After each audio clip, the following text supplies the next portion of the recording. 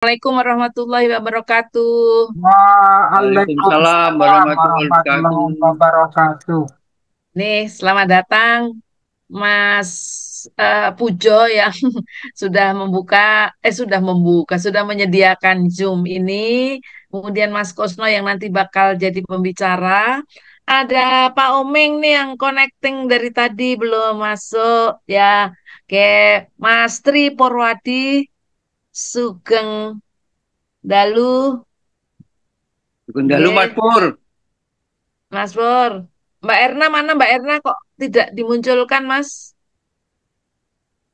Oke, Apa terlewat? Ya, baik. Luar biasa untuk kesempatan malam ini eh, ada satu sharing yang barangkali akan bisa menambah pemahaman kita terhadap bagaimana ketahanan pangan. Ini Mas Kusno ini ahlinya dan ini nanti eh, kita akan ketemu banyak orang, tentu saja yang berminat untuk mendengarkan tentang hal yang sangat luar biasa ini ya. Mas Kusno nanti akan menyampaikan rangkaian secara singkat dan nanti ada kesempatan untuk tanya jawab. Nah, untuk mengawali kali ini Mas Pujo akan silakan untuk memberikan pembukaan sambutannya sedikit. Silakan, Mas. baik ya. Assalamualaikum warahmatullahi wabarakatuh. Waalaikumsalam warahmatullahi Waalaikumsalam wabarakatuh. warahmatullahi Ini wabarakatuh. memang banyak sekali yang saya pegang sebagai host ya. Saya mengadakan banyak Zoom meeting, terutama sesuai dengan keahlian saya di perkebunan. Masalahnya kan perkebunan itu apa namanya tidak begitu mudah ya. Yang sawit pun juga banyak masalah, apalagi yang teh. Tapi kemudian ternyata memang eh, menyambut kabinet yang baru itu kan ada, kalau yang jelas ya, presiden sama apa namanya wakil presidennya baru itu jelas sudah definitif. Tapi kan menterinya Mas Kusno itu, menteri kita itu yang menteri pertanian itu kan masih apa on the way kan gitu ya. Dirjennya paling tidak ini kita sebagai alumni Fakultas Teknologi Pertanian kita harus juga mempersiapkan karena memang move sejak kita apa namanya jadi mahasiswa di akhir tahun 70, lulusnya awal 80, aplikasi mekanisasi di Indonesia juga belum begitu ya. Karena saya bandingkan, saya hidup 10 tahun di luar negeri itu ternyata kita itu kok move-nya itu belum banyak gitu ya. Jadi begini kawan-kawan semua, ketahanan pangan adalah kondisi di mana setiap individu punya akses fisik, sosial, dan ekonomi yang cukup terhadap pangan yang aman. Nah ini masalahnya kan pangan aman itu kan not only this year gitu ya, tapi 5 tahun. Bergizi sesuai dengan kebutuhan dietnya untuk menjalani hidup yang aktif dan sehat. Jadi jangan berpikir hanya beras gitu ya, jangan hanya berpikir jagung, karbohidrat, no, no, itu mengacunya banyak sekali ya. Jadi ada empat dimensi. Nanti kita maraton sebagai alumni Fakultas Teknologi Pertanian, Mas Kusno, Mbak Nuni, dan kawan-kawan semua juga akan mengupas gitu kan. Eh, Dimensi yang pertama, ketersediaan pangan. Nah, ini kan pasokannya itu kan bertanya, domestik cukupkah? Kalau tidak, bagaimana? Gitu kan? Importnya sampai kapan? Yang kedua, akses pangan, kemampuan individu untuk memperoleh pangan yang cukup baik secara fisik maupun ekonomi ya. Ini kan nggak gampang ya. Ada pangan tapi nggak mampu beli kan gitu. Tiga, pemanfaatan pangan, penggunaan pangan yang tepat melalui dietnya yang cukup dan beragam. Nah ini yang lepas dari pikiran kita kan tidak hanya beras gitu kan, tapi air bersih dan sanitasi itu masuk dalam pengertian ketahanan pangan itu.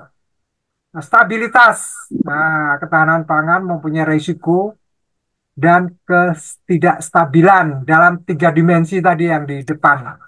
Nah kemudian komponennya. Komponen ketahanan pangan itu ada 6. Produksi pangan, distribusi dan logistik, akses ekonomi, ketersediaan gizi, keamanan pangan, cadangan pangan. Ini kalau kita udah begini kadang-kadang sebagai alumni Fakultas Teknologi Pertanian itu apa sih gitu ya. Nah, kita perlu pengembangan teknologi pertanian. Ini Mas Kosno nih, keren. Nah, punya 6 buku kan gitu. Dan kita istilahnya mengamalkan di beberapa bidangnya. Peningkatan infrastruktur pertanian dan distribusi. Ini kan buku-bukunya Mas Kosno juga membahas ini. Bantuan sosial dan subsidi pangan. Nah, ini kan sudah istilahnya dibahas secara politik ya. Edukasi gizi dan kesehatan. Nah, alumni Fakultas Teknologi Pertanian bisa apa ini? Diversifikasi pangan sejak dulu itu. Sejak dulu diajarin 40 tahun yang lalu, tapi realitanya bagaimana gitu. Oke, silakan saya kembalikan Mbak Nun. Ini prolog saja, monggo. Ya, Mbak. Eh, Sebetulnya kompleks ya situasinya kalau mau diceritakan tadi ya. Ceritanya mungkin masih banyak itu Mas Pujo yang tahu persis. Kalau aku sih hanya penikmat saja pangan, penikmat pangan, tapi nggak ngerti itu semua. Nah ini makanya kita perlu dengarkan nih juga ya. Kalau Mas Pujo yang sudah memprolog karena paham tentang hal ini. Nah, eh, Mas Kosno, silakan waktu 30 menit. Nanti banyak pertanyaan pastinya bagi siapa yang nanti akan bertanya. Silahkan untuk mencatat. Ini sudah ada lagi Vivo siapa ya? Pak Oming dari tadi eh, kok nggak nyambung-nyambung ya? Speakernya Ya, aja. Mbak Erna, Mbak Erna, Pak Tri, kemudian ada Vivo ini dan Pak Oming. Kita dengarkan untuk berikutnya, ini Pak Ujang masuk, Mas Admit ya. Ya, saya klik. Eh, Silakan Mas Kusno, 30 menit ke depan, monggo, Terima langsung saja. kasih Ya, Bu Nuni. singkat, jelas, Ya, dan terima, padat. Singkat, terima padat. kasih Bu Nuni. Nih, Gambarnya Mbak, kelihatan ya, suaranya terdengar. Jelas. Jelas, terima kasih. jelas. Ya, Assalamualaikum warahmatullahi wabarakatuh. Waalaikumsalam Waalaikumsalam. warahmatullahi wabarakatuh. Saya diminta oleh host ini, dikasih waktu 2 hari untuk menyiapkan bahan ini. Mohon maaf kalau bahannya kurang sempurna, kurang baik. Tapi saya usahakan untuk memberikan materi tentang saya membuat buku, Pak. Ada 6 buku yang saya buat. Mantap. Itu yang pertama sudah kami sampaikan kemarin pada waktu presentasi pertama di TP78, yaitu saya pernah membuat buku tentang mekanisasi pertanian. Itu kemarin oleh Mas Pujo dan Mbak Nuni, itu sudah dibedah kemarin. Nah, sekarang diminta untuk menyampaikan buku tentang membangun kawasan pangan terintegrasi mendukung ketahanan pangan nasional. Nah, saya bahas dari perspektif mulai dari perencanaannya dan bagaimana implementasinya di lapangan. Nah, buku ini saya terbitkan sebetulnya dari merenung nih, Bapak Ibu, Bapak Ibu semua merenung. Merenung pertama kali adalah mengapa sih pembangunan pertanian di Indonesia ini nggak maju-maju tradisional terus. Betul. Yang kedua, mengapa pemuda yang lulus sarjana, lulus SMK nggak mau bekerja di bidang pertanian? Maunya bekerja di bidang luar pertanian. Yang ketiga, kemarin ada pengalaman, ada startup, Tani Hub, yang bekerja di bidang penjualan produk pertanian, bangkrut, tutup. Dan yang ketiga, eh, kita selama ini bahwa produk pertanian itu tergantung dari impor. Jadi dari empat itulah maka saya merenung-renung, kenapa sih itu? Nah, lalu saya buat suatu identifikasi, istilahnya begitulah. Apa sih permasalahan sebutnya? Ada banyak permasalahan, dimulai dari lahannya yang kecil-kecil dan sebagainya. Ada 9 permasalahan, dari lahannya, dari benihnya, dari usaha taninya yang masih kecil-kecil, belum terkonsolidasi, rantai pasoknya juga belum efisien dan sebagainya, termasuk kita punya banyak perguruan tinggi, saya hitung sekitar ada 400 perguruan tinggi yang meluluskan sarjana pertanian D1, D2 dan seterusnya, tapi tidak mau bekerja pertanian. Nah, kesimpulan saya, bagaimana memecahkan itu? Kesimpulan saya harus dibuat pengembangan atau membangun kawasan pertanian atau kawasan pangan terintegrasi, di mana di pedesaan untuk mendukung ketahanan pangan nasional. Itu apa kesimpulannya. Lalu saya melihat-lihat di medsos ada suatu jejak pendapat dari CNBC Indonesia tahun 2023. Mengapa pemuda itu nggak mau bekerja di pertanian? Itu banyak yang menyebutkan ini dari jejak pendapat karena tidak ada pengembangan karir. Jadi mengapa sih pemuda itu nggak mau bekerja di pertanian? Karena bekerja pertanian itu nggak ada pengembangan karir.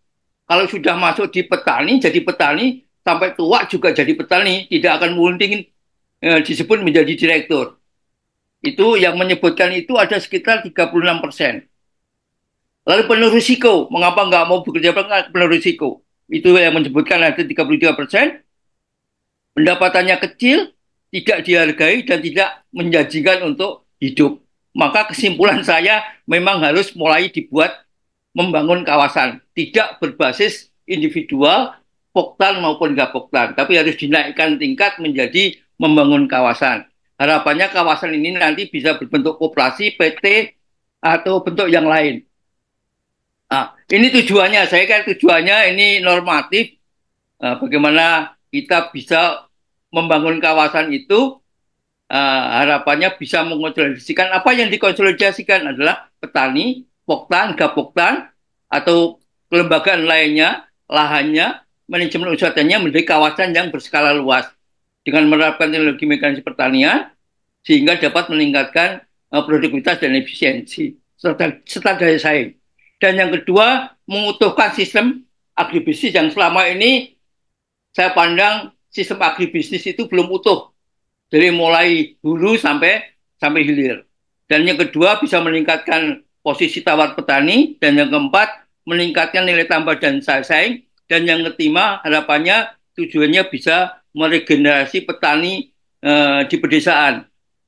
Karena apa? Karena kalau kita lihat data BPS, petani kita di Indonesia ini 70% sudah berumur 45 ke atas yang bekerja di pertanian. Sudah 70%. Jadi yang muda-muda nggak mau kerja di pertanian. Karena alasannya itu. Lalu kita, gimana nih langkahnya kalau kita ingin membangun pertanian? Harus menetapkan dulu kalau kita sekarang ada otonomi daerah tergantung dari RT RW, kita harus bisa menetapkan wilayah itu di suatu daerah. Baru nanti kita petakan sesuai dengan lahan yang sesuai di daerah itu. Yang kedua membentuk organisasinya, bagaimana bentuk organisasinya, dan nanti juga akan saya jelaskan seperti apa harusnya pembentukan organisasinya. Menyiapkan sumber daya manusia ini juga penting. Dan yang ketiga mencari investasi. Setelah kita bangun, kita siapkan sumber dayanya, kita bentuk organisasinya, lalu investasinya kita cari, dan yang kelima adalah perlu adanya jaminan pasar dan harga yang layak. Ini 5 tujuan ini yang nanti akan kita bahas. Nah, ini gambaran ilustrasi saya.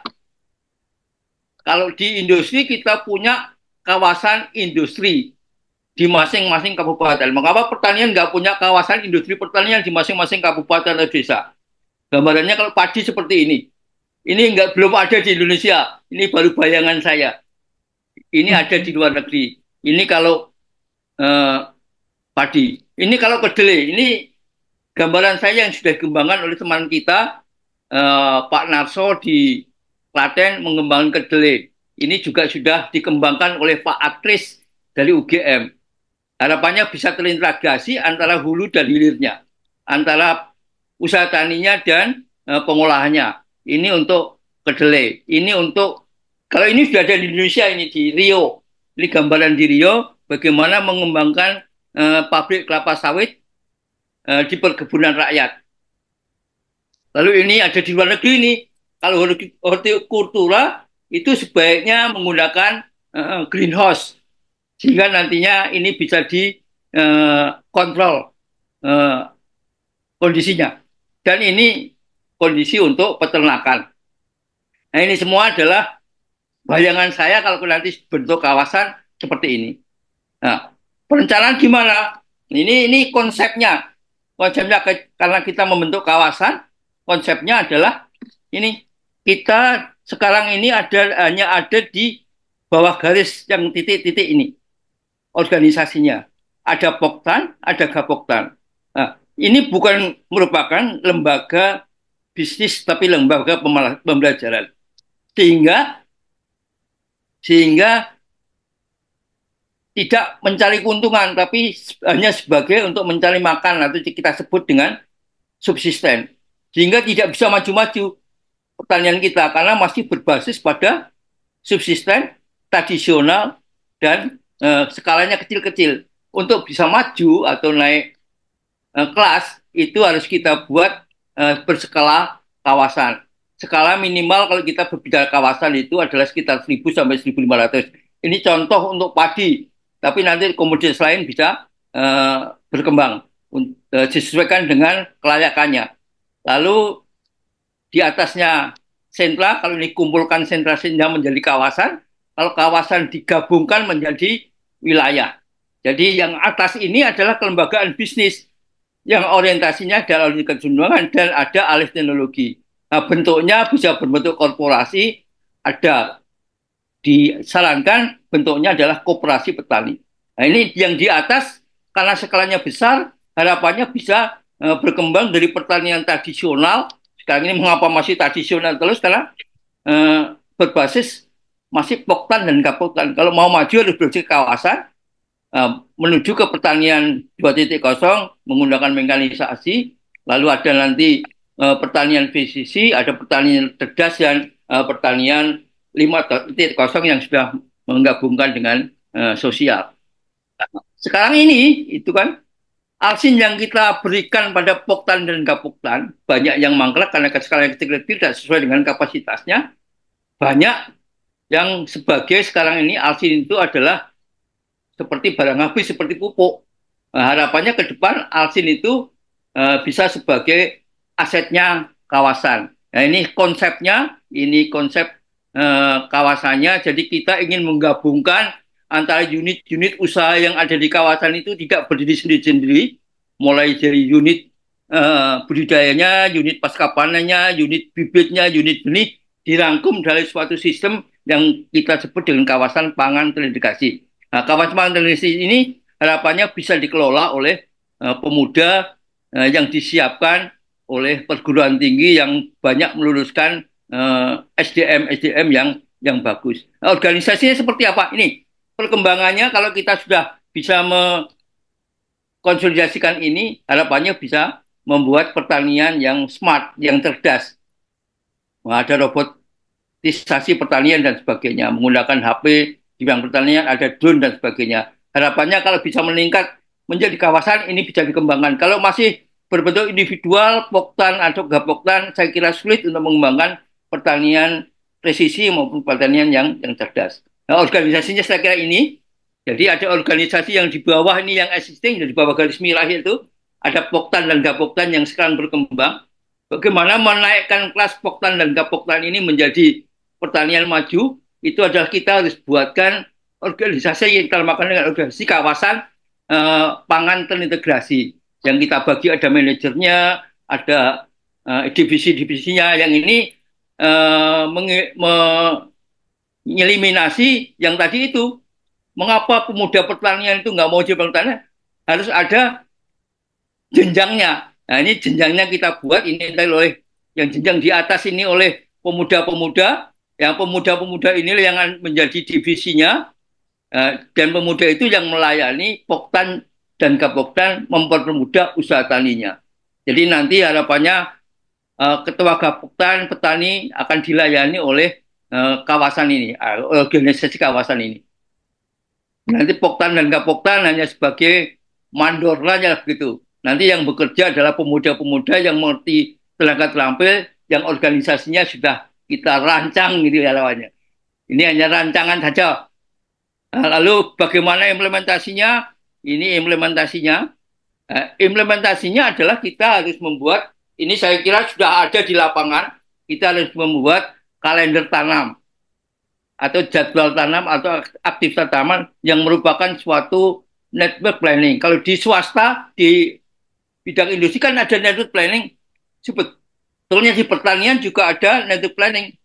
Ini network planningnya. Bagaimana membangun kawasan itu, network planning seperti ini. Ada aktivitasnya apa dari mulai prapanen, lalu periodenya seperti apa, ini networknya. Lalu bagaimana memilih alatnya, ini nanti kita ajari memilih alatnya. Bagaimana menghitung jumlah kebutuhannya. Ini jumlah kebutuhan itu ada rumusnya, yang kita pakai rumusnya adalah kebutuhan itu LS itu lahan tersedia dikurangi lahan yang tergarap dibagi dengan kapasitas alsin yang mau dikembangkan. Nah, alsin yang mau dikembangkan kita pilih, ini kita tentukan seperti apa. Ini akan menentukan jumlahnya berapa. Ini disesuaikan nanti alatnya apa, jumlahnya berapa, ngitungnya seperti apa. Ini sudah saya buatkan perhitungannya, alatnya apa, kira-kira periodenya seperti apa, dari mulai prapanen sampai pasca panen, sampai pemasaran. Dan juga kita buatkan network planningnya di samping usaha tani, network planning tentang irigasinya. Ini saya pakai yang lebih mudah adalah untuk, contohnya untuk padi. Nanti untuk komoditas lain bisa identik. Ini adalah pemupukannya, tanam dan pemupukannya juga ada network planningnya.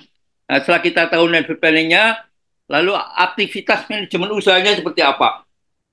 Ini juga sudah saya siapkan dalam buku yang saya sudah terbitkan di IBB PAS. Ini bisa dicari di toko buku IBB PAS atau di website IBPAS. Ini juga sudah dijual, nanti bisa kita diskusikan. Ini manajemennya, bagaimana aktivitas manajemen kawasan pangan terintegrasi. Itu ada manajemen infrastruktur, sumber daya lahan dan air, ada manajemen penyediaan sarana produksi, ada manajemen alat mesin pertanian, ada manajemen budidaya tanaman, ada manajemen pasca panen, dan manajemen pemasaran. Nah, bagaimana masing-masing ini aktivitasnya juga kita sudah buatkan di buku itu.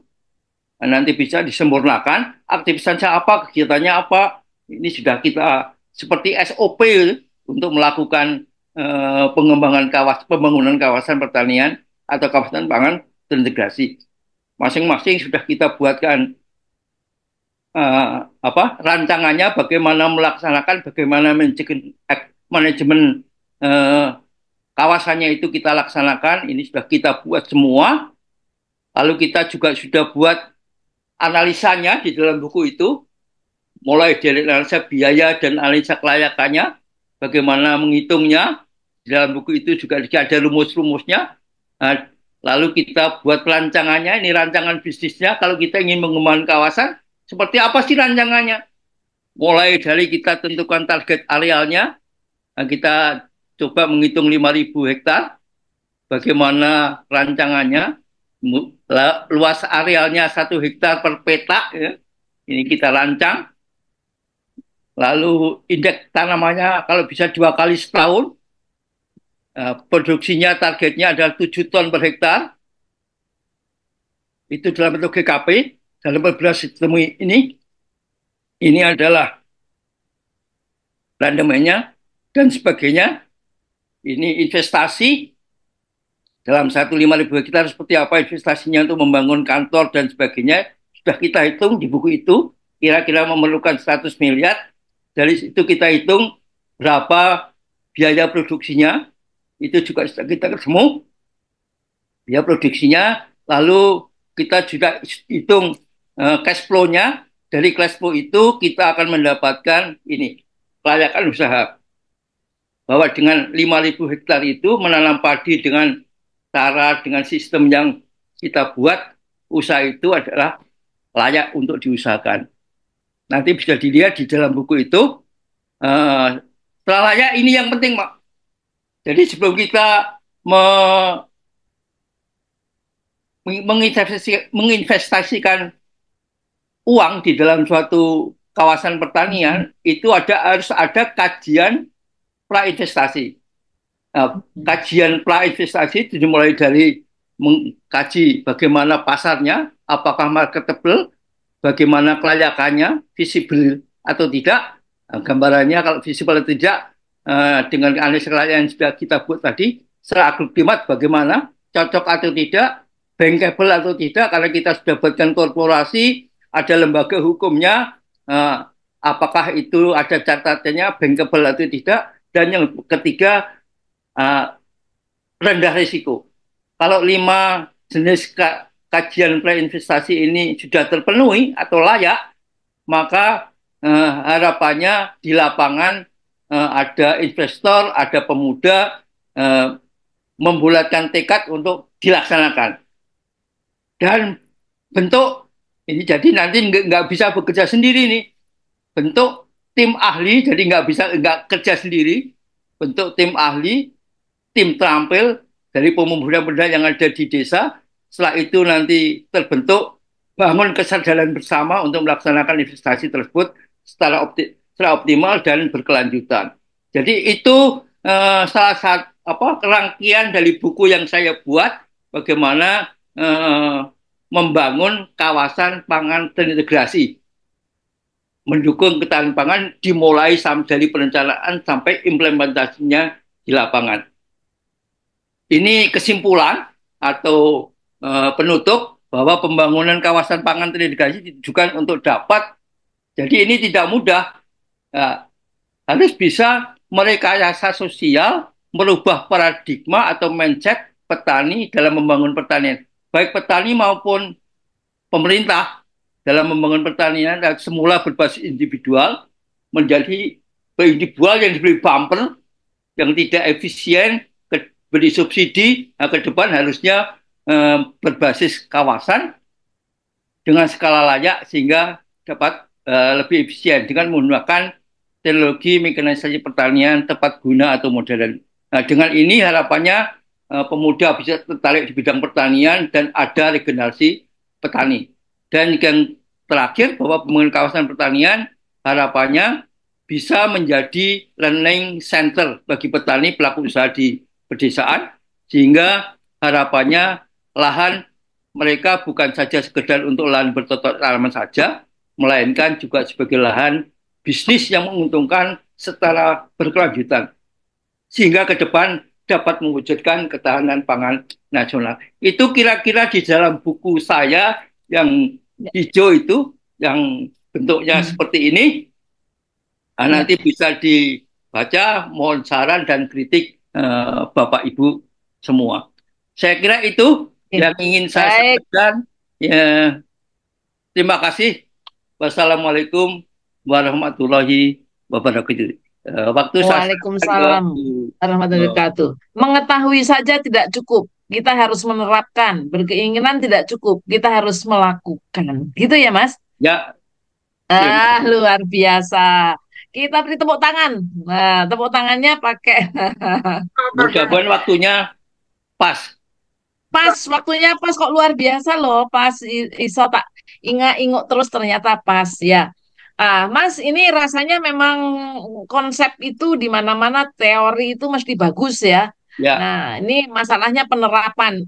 Sudah pernah ada pilot projectnya belum, Mas? Belum, di Indonesia belum ada, Bu. Saya coba untuk membangun ini, itu belum bisa di Indonesia. Karena apa? Karena merubah mindset itu tidak mudah. Nah, itu Tutup betul. dulu slide-nya. Nah, slide-nya di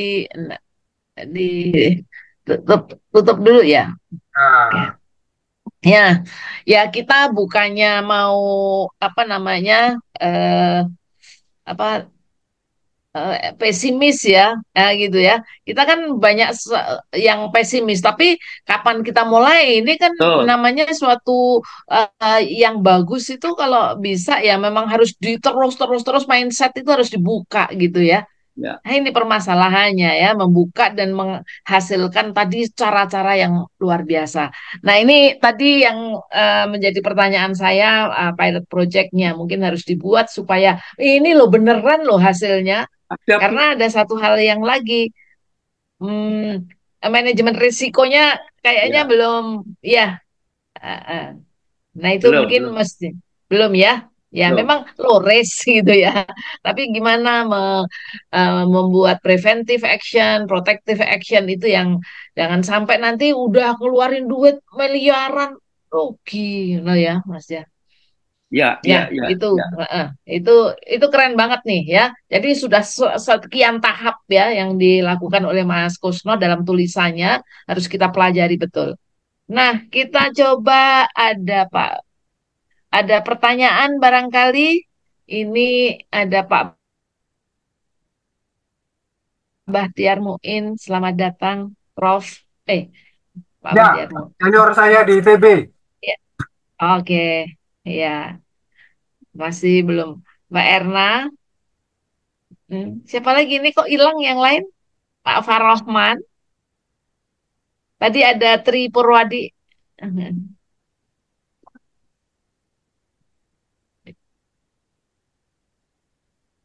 Ya, ini ada pertanyaan yang mungkin mengulang ini di HP saya, Mbak Nuni. Oh, boleh, silakan, monggo. Tadi itu sebenarnya diawali kan memang sebenarnya udah dijawab sendiri, tapi mau tidak mau ya. Tapi susah merubah paradigma.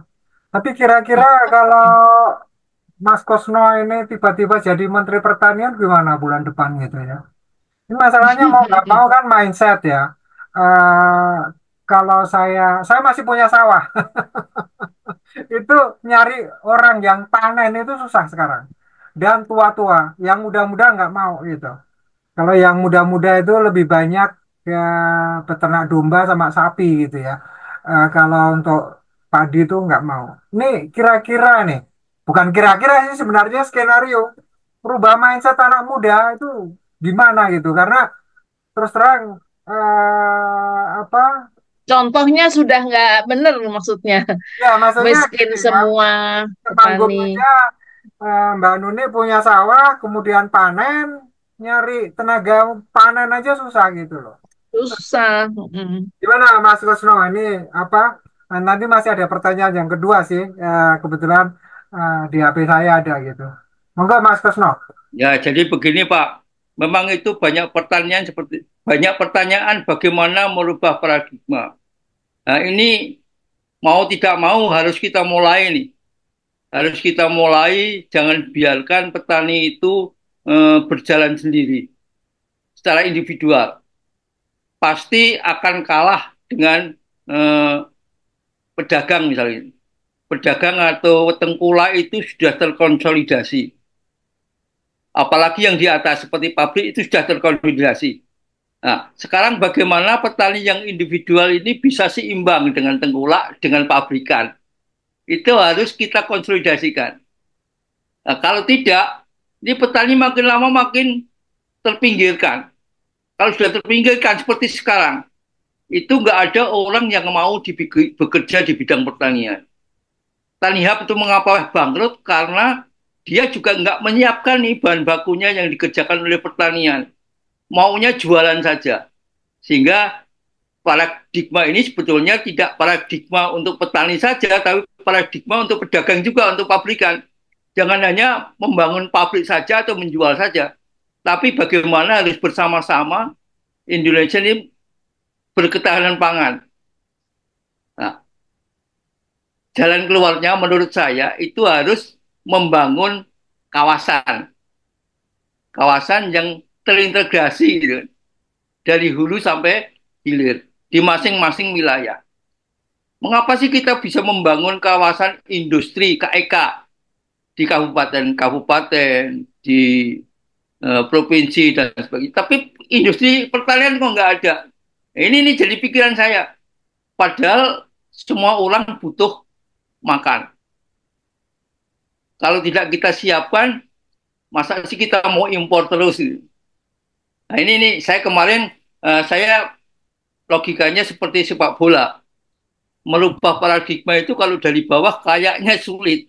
Kalau kita ikuti Dari logika atas. sepak bola, itu adalah menggunakan tenaga bantuan, mendatangkan bantuan apa asing untuk menaikkan kelas. Tapi asing itu harus dengan syarat menggunakan tenaga kerja kita dan pabriknya ada di sini, dipasarkan boleh di luar dan sebagainya. Ini juga jadi pemikiran saya. Nggak apa-apa sih dari luar untuk merubah paradigma. Kalau sudah ada, bisa sebagai contoh sehingga yang lain bisa. Kalau kita coba dari dalam kok kayaknya lama dan sulit. Saya kemarin Ya. ini salah satu cara mungkin yang menurut saya untuk menaikkan kelas atau merubah paradigma petani kita seperti mengajak pemain asing dalam pertandingan sepak bola yang sekarang sudah banyak menangnya dibandingkan kalahnya dan kemarin saya juga gembira menjadi juara U19. Saya kira itu Mas Pujo. Ya, ya, ya. Ya, Mas, izin Mas, apa moderator. namanya? eh, Ini pikiran ya, ya, baru sumbang pendapat saran. ya.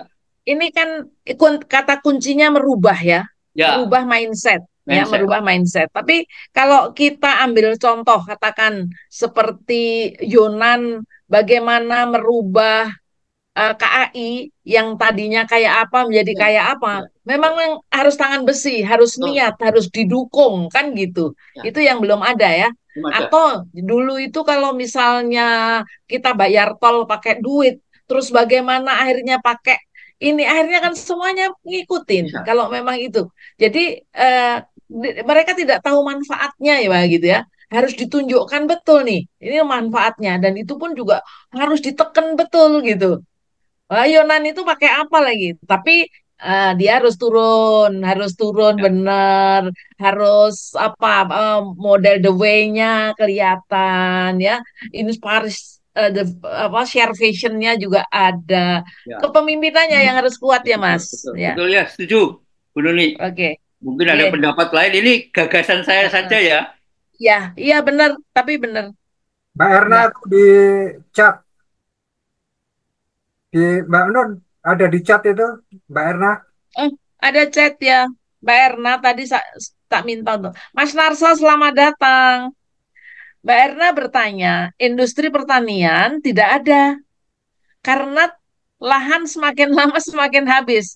Banyak tumbuh perumahan-perumahan secara awam. Saya jika jalan di pedesaan, lahan-lahan menjadi tumbuh perumahan, bukan tumbuh pohon tapi tumbuh perumahan ini. Nah, ini makanya industri pertanian itu yang mana yang dimaksudkan? Jangan-jangan jalannya ini di ya, di Solo.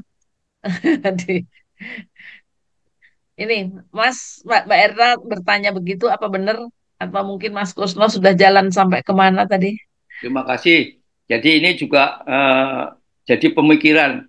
Jadi pemikiran dengan adanya konversi lahan dari lahan yang sudah sempit turun temurun makin lama makin sempit jadi gurem. Dan dan banyak juga pemilik-pemilik lahan yang makin lama makin banyak lahannya. Nah, ini dan sekarang ini biaya usaha tani yang paling besar itu adalah dari sewa lahan di samping buruh atau upah tenaga kerja.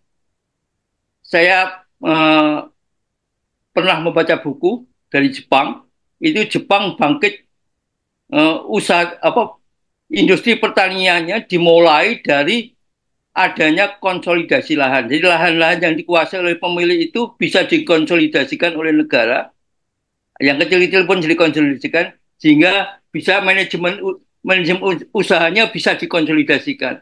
Nah ini yang kita belum punya komandan.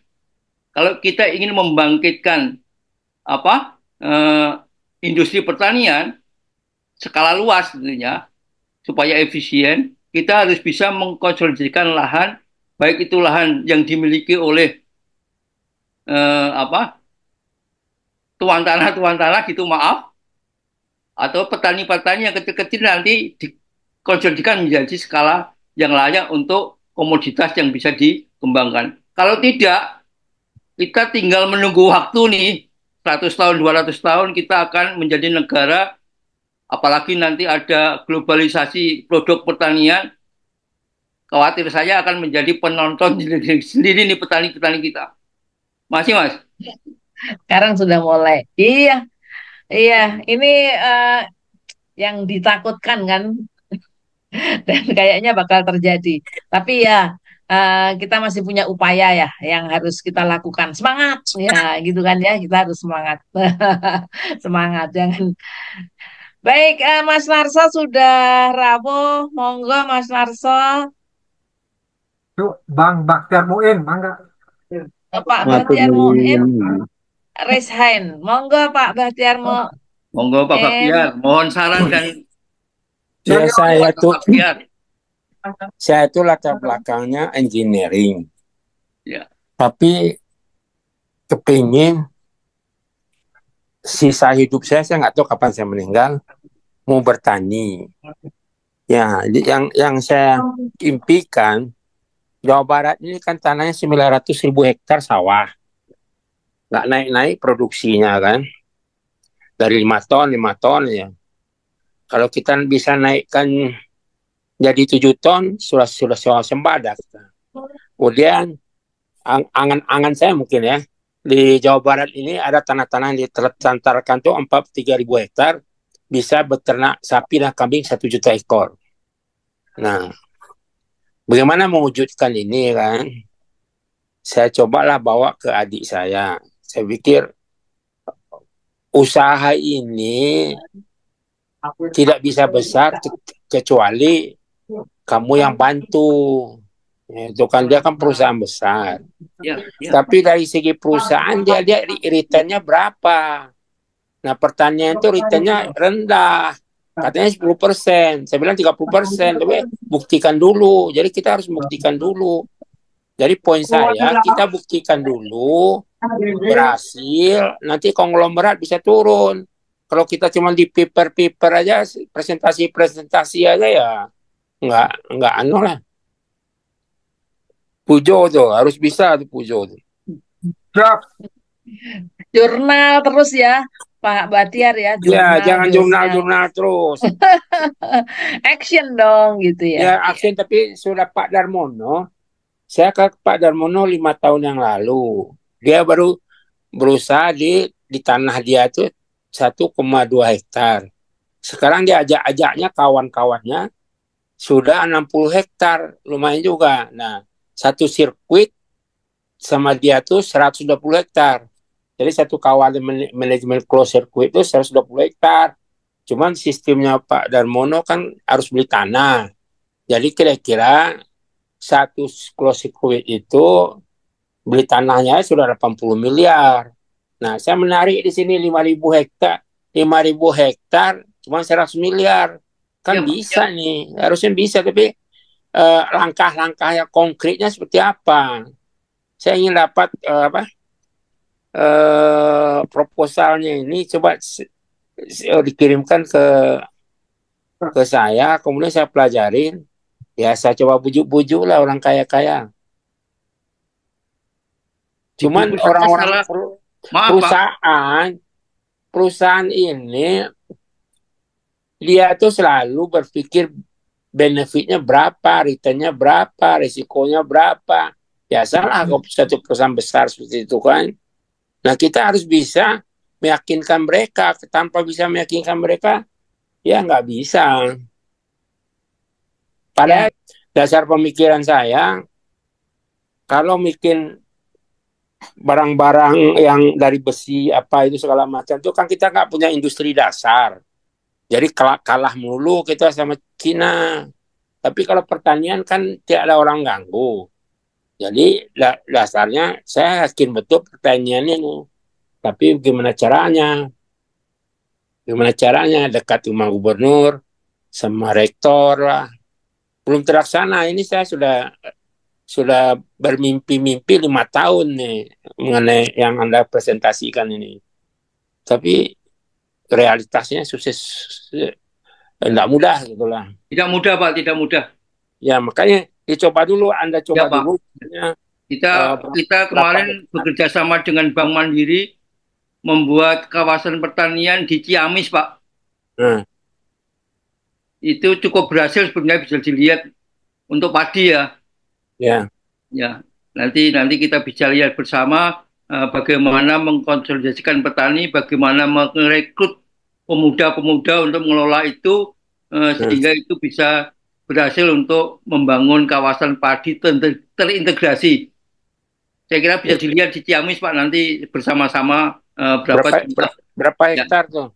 Itu sekitar ada 3.000 sampai 5.000 hektar, Pak.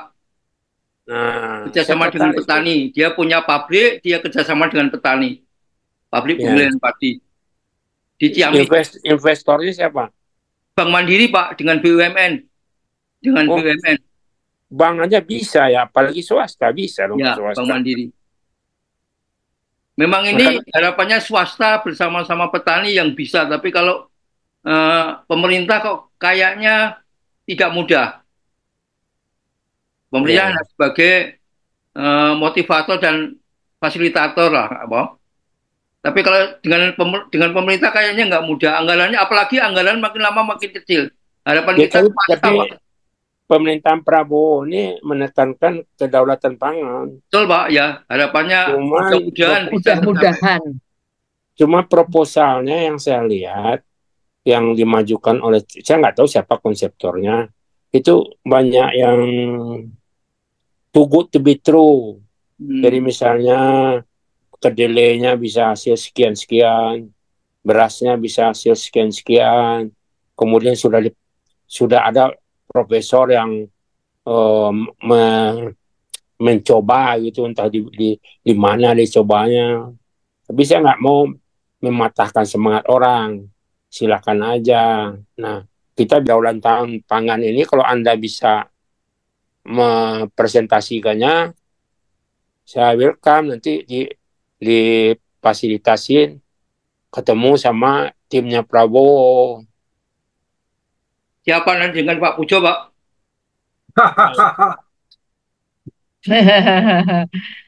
Oke, terima kasih. Terima kasih, Pak Bahtiar. Pak Bahtiar, luar biasa. Luar biasa. Ini pencerahannya intinya sama. Tunjukkan dulu, buktikan dulu, bikin pilot project supaya nanti bisa diakui dan oh iya, gitu. Itu salah satu cara yang bisa dilakukan ya. Kalau enggak, barangkali gitu ya. Saya mau lihat ya yang sudah berhasil di mana, gimana gitu, gimana saya bisa ikut gitu. Mantap. Oke, baik. Terima kasih Pak Bahtiar. Ini ada Mas Narsal. Barangkali Mas Narsal? Iya, Mbak. Kayaknya. Apa kabar? Ya. Apa kabar? Nggih, matur nuwun. Saya banyak menyimak, belajar dari urean Mas Kusno, bapak-bapak yang lain. Dan ini juga menapa?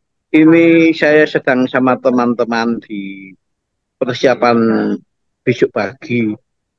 Intinya pertanian itu kalau menurut saya kekurangannya adalah nomor satu adalah policy atau arah pembangunan pertanian yang tidak konsisten sekarang ini. Kalau menurut saya. Konsisten itu konsisten tujuannya, konsisten pelaksanaannya, maupun konsisten yang melaksanakannya. Itu satu. Nomor dua, banyak program yang sifatnya bukan sinergitas, tapi lebih ke ego sektoral. Ke ego sektoral ini ciri khas pertanian kita, Indonesia, di mana komoditas itu nggak pernah dibahas A sampai Z secara tuntas. Ya. sehingga hanya separuh-separuh. Kira kalau polanya masih begini mau 20 tahun, 50 tahun, ya tetap aja nggak maju.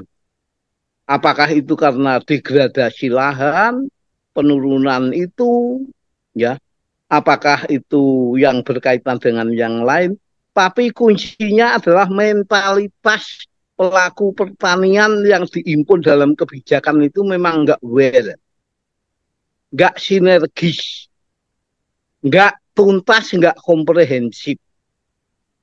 Ya, nah inilah menjadi PR kita bersama, ya, sehingga kita memulai dari kecil pun harus ada yang berani memulai. Ya, tidak sinkronis, tidak sinergitas, dan tidak komprehensif.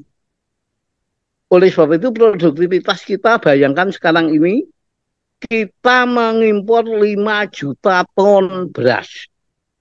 Kedelai itu 92% impor. Daging itu 68% impor. Susu hampir 80% impor. Kalau ditanyakan, lah orang-orang pertanian kita di mana? Positioning pemerintah itu di mana? Positioning perguruan tinggi itu di mana? Seakan-akan Indonesia ini nggak ada orang yang mau bertanggung jawab secara utuh tentang pertanian. Balai litbang itu banyak sekali, ya. Tetapi hasilnya mana? Kemajuannya mana? Yang untuk masyarakat loh ya. Tapi banyak litbang yang ditujukan hanya untuk mengumpulkan untuk kenaikan pangkat, untuk mencari jabatan. Pertanian nggak menyentuh kepada itu, sehingga saya kok malah cenderung masalah misalnya aja sekolah kacang tanah Indonesia, sekolah kedelai Indonesia, sekolah cabai, tapi di situ diajari A sampai Z, dari pembukaan lahan sampai ke tuntas entrepreneurship, sehingga lulus itu menjadi harapan untuk menjadi pengusaha, membuka lapangan pekerjaan, dia berusaha dan sebagainya. Ya, ini bentuk-bentuk yang saya temui di lapangan, ya, yang saya komparasikan dengan negara-negara lain. Dan pada saat ini saya mempunyai benchmark 23 negara yang saya kunjungi, yang saya bisa lihat untuk bisa diperbandingkan dengan program yang ada di kita. Ya, artinya kita ini sumber daya alamnya luar biasa. Ya, cuma tata organisasi sama mentalitas pelaku itu yang memang betul-betul perlu dibangun. Ya, kita harus optimis lah. Ya, kita nggak menyalahkan siapa-siapa karena itu sudah terjadi. Yang penting, ayo mari kita lakukan bersama. Seperti ajaan Mas Kusno itu sangat positif, ya. Dan mari kita sedikit-sedikitnya bisa melakukan secara nyata. Saya kira itu Mbak Nuni, monggo. Ini Yap. semuanya kita perhatikan. Monggo, terima kasih. Mas Narso. Ya, terima kasih Mas Narso. Campuran antara kepesimisan tetapi tetap optimis. Gimana sih ini? Nah, itu. Situasinya memang seperti itu ya. Tapi ya kita tetap harus optimis karena mulailah dari yang kecil, katanya kan gitu ya Mas ya. Dari yang kecil dan ya gimana? Tapi ya kan kita harus bersatu, harus berkolaborasi, katanya kan gitu ya. Iya. Kayaknya ini bikin sistem baru juga idenya Mas Narsyo. Bener ya, sekolah Lombok, sekolah apa? Kita juga loh sekolah bikin lengo, bikin susu, bikin sama ya Pak ya. Ya, ya mudah-mudahan ada perbaikan dan oke, rasanya dari Mbak Erna sudah, Mas Narso sudah, Pak Bahtiar sudah. Nah, ini Mas Vivo ini yang nampaknya belum ada komentarnya. Ini Mbak Erna sudah. Oke, nampaknya demikian tadi yang sudah dibahas. Gimana? Masih ada lagi? Mas, waktunya sudah jam 9 lebih. Ya kita panggil Mas Paroman Sarip sama Mas Ali ya. Gimana, Mas? Untuk Mas Ali, silakan ada saran, pendapat, monggo. Kita tunggu. Kalau tidak, Ya, tadi tutup. Ada, ada. ya, Iya, oke. nah ditutup saja dan mudah-mudahan nanti akan bersambung dengan episode yang lainnya. Kita harusnya fotonya niat gitu, tapi karena nggak ada ya nih, Pak. Ya wis, nggak apa-apa. Baik, kalau begitu eh, betul tadi sudah saya izin Mas Bujo. Terima kasih Mas Kosno luar biasa. Ini memang harus ada besok lagi siapa lagi Pak Bahtiar. Tadi sudah menyampaikan beberapa hal mungkin nanti menjadi topik khusus di acara ini. Gimana Mas Bujo ya? Ya, Bisa ya? ya, ya, ya. Real actionnya gimana? Real action. Saya kepingin real action yang nyata. Oke, Apa? real, Apa? real. Pekerjaan real gitu. Oh ya Pekerjaan realnya. realnya ya. Iya itu tadi contoh mungkin mulai dari pilot project gitu, realnya gimana gitu bisa bisa hasilnya kayak apa begitu ya Bapak ya. Baik, Ya. oke saya kira kita cukup sekian. Terima kasih sekali lagi kepada Mas Kusno, Mas Pujo yang sudah memfasilitasi semuanya, semua yang hadir di sini, Pak Vivo tadi, Pak Bahtiar, Mbak Erna, dan Mas Lahruman, Mas Narso. Mudah-mudahan di kesempatan berikutnya kita ketemu lagi dan nanti akan ada kabar-kabaran berikutnya ya.